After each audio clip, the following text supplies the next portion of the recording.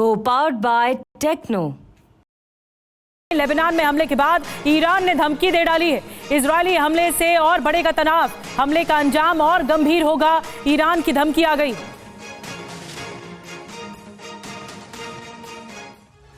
तो इजराइल का हमला, ईरान क्या बौखला गया? क्योंकि इजरायली हमले के बाद ईरान का जो बयान सामने आया वो जानिए। लेबनान में हमले के बाद ईरान ने ये धमकी दे दी है, इजरायली हमले से तनाव और ज्यादा बढ़ेगा, इजराइल को भुगतना पड़ेगा हमले का अंजाम और अपनी सुरक्षा के लिए किसी भी हद तक जाने के लिए वो तैयार है।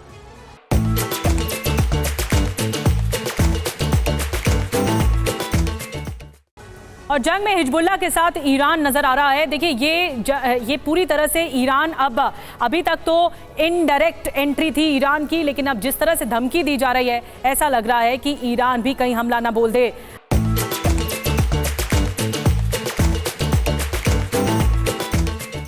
आपको बता दें कि इजरायली हमले के बाद बौखला चुका है इराक भी।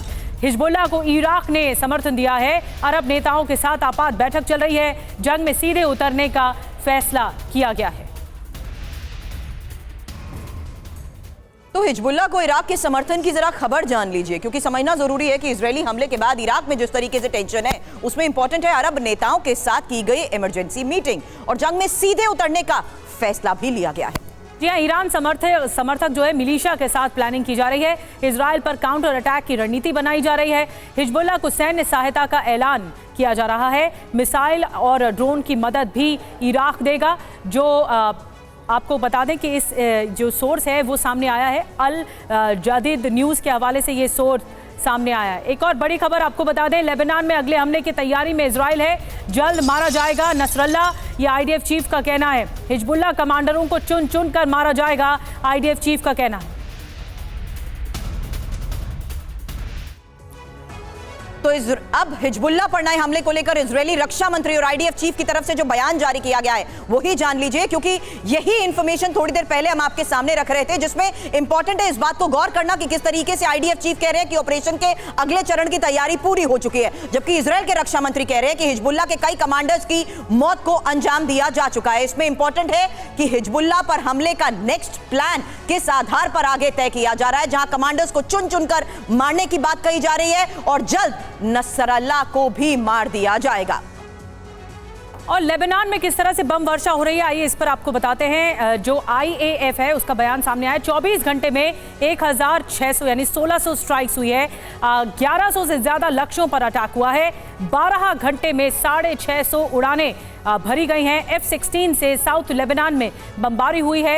एयरक्राफ्ट से रॉकेट मिसाइल अटैक हुए हैं। हिजबुल्लाह के ठिकानों को भारी नुकसान पहुंचाया गया है। नए हमले के लिए इजरायली वायुसेना भी पूरी तरह से तैयार दिख रही है। और आईडीएफ के हमले में हिजबुल्लाह के लॉन्चर तबाह। एक और बड़ी खबर आपको बता दें, रॉकेट लॉन्चर पर आईडीएफ की मिसाइलों के हमले को लेकर खबर है और हमले के बाद रॉकेट लॉन्चर जलकर राख हो गया। ये देखिए तस्वीर आई है सामने।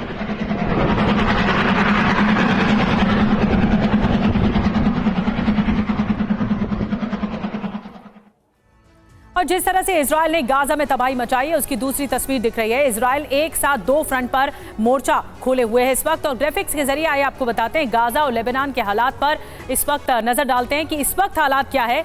गाजा क्या लेबनान बनेगा? हमास पर हमला अटैक हुआ है और इजरायल ने किया सबसे पहले, उसके बाद अक्टूबर में यह अटैक हुआ था पिछले साल, उसके बाद से ही ये अभी भी जारी है। लेबनान पर भी pager blast missile air strike हुआ और गाजा में ग्राउंड एयर स्ट्राइक लगातार अब भी चल रहा है। ये ऑपरेशन खत्म नहीं हुआ है। गाजा और लेबनान की स्थिति क्या आपको बता रहे, लाखों फिलिस्तीनी विस्थापित हो गए। लेबनान में भी अंडरग्राउंड हो गए हैं लेबनानी। हालांकि अब लेबनान को लेकर खबर यह है कि दक्षिण और पूर्वी लेबनान पर अभी हमलों को अंजाम दिया जा रहा है, जबकि गाजा और वेस्ट बैंक पर हमलों को लेकर पहले भी खबर हम आपको बता चुके हैं। लेकिन इस वक्त जिस तरीके से लेबनान को टारगेट किया जा रहा है, हमास पर हमला और जिस तरीके से हिजबुल्लाह चीफ नसरल्लाह की इस वक्त तलाश की जा रही है और हमास चीफ हानिया को मौत के घाट उतारा जा रहा है, इसको लेकर यह खबर इस लिहाज से हम समझ रहे हैं कि आखिर इजरायल किस तरीके से स्ट्रैटेजी अपनाते हुए अब फिलहाल अगले फेज में हमलों को अंजाम देता हुआ आगे बढ़ चुका है।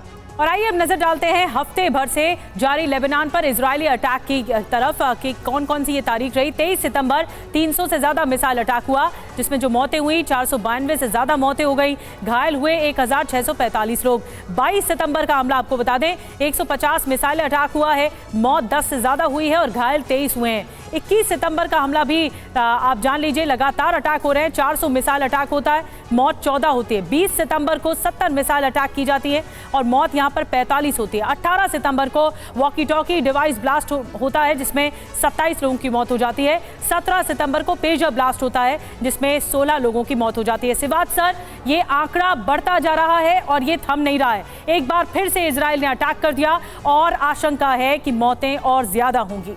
और निधि, इसमें कोई शक नहीं, इंटेंसिटी अब लड़ाई की बढ़ेगी और इजराइल का फोकस है लेबनान की तरफ, हिजबुल्लाह पे, और हमास के ऊपर इतना ज़्यादा नहीं कि उसको लगता है कि हमास को उसकी मिलिट्री कैपेबिलिटी कई हद तक उसने नष्ट कर दी है। अब उसका एम क्या है स्पेशली लेबनान में? एक तो वो हिजबुल्लाह की मिलिट्री के जो लीडर्स हैं उनको टारगेट कर रहा है, जो उसने हमास में गलती की थी क्योंकि वहाँ कोलेट्रल डैमेज ज़्यादा था। यहाँ पर ये कमांडर्स को टारगेट फवाद शकूर को किया, इब्राहिम अकील को किया और अब अली के मारे जाने की भी है। जब बात आती है कोलेट्रल की तो ये बात साफ हो गई है, कोलेट्रल नहीं है वहाँ पर, पहले उनके मिसाइल या रॉकेट रखे हुए हैं, इसके कारण कोलेट्रल जो है कैजुअल्टी है। अदरवाइज जो भी इजराइल कर रहा है वो मिलिट्री टारगेट को कर रहा है। अब उसका एम ये है कि कहीं ना कहीं 60 से 70 किलोमीटर का जो इलाका है लेबनान का जो कि है उसको खाली कराए, जिससे ये 60,000 के करीब जो इजरायली को पलायन करना पड़ा इनको ये वापस ले पाए। ये बहुत इंपॉर्टेंट चीज़ है। दूसरा वो ये चाहेगा कि हिजबुल्लाह की मिलिट्री कैपेबिलिटी को नष्ट करे जिस प्रकार से उसने हमास को की, तो इसलिए उसके ऊपर पूरा जोर लगा देगा। और अब इस लड़ाई के अंदर जो बात हो रही है, इराक और सीरिया से जो मिलिशिया हैं, जो ईरान के मिलिशिया हैं, वो भी अभी सक्रिय हो जाएंगे।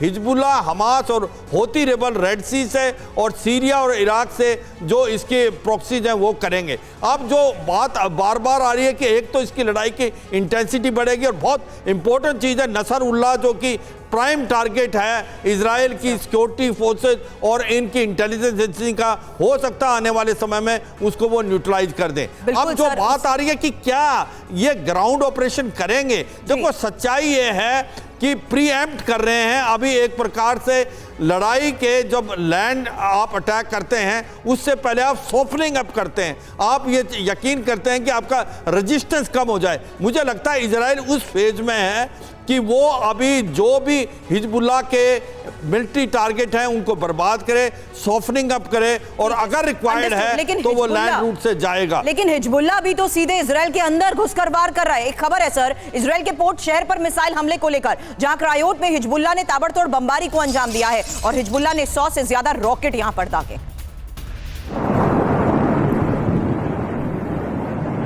और एक और बड़ी खबर, हिजबुल्लाह के अटैक को इजराइल ने नाकाम कर दिया है। इजराइल आयरन डोम ने मार गिराए हैं रॉकेट, आसमान में ही खाक हुए हिजबुल्लाह के रॉकेट।